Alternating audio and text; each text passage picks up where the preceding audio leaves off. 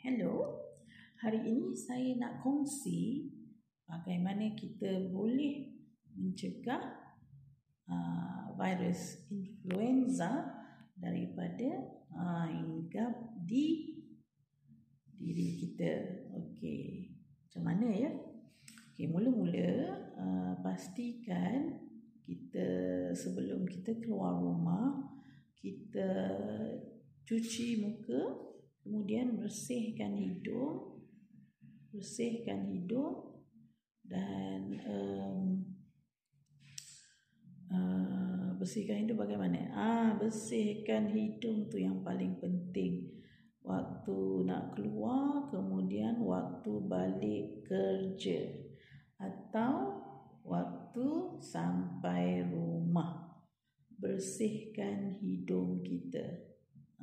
Okey. Untuk mencegah, itu tips yang pertama. Ikuti, follow saya untuk tips yang seterusnya.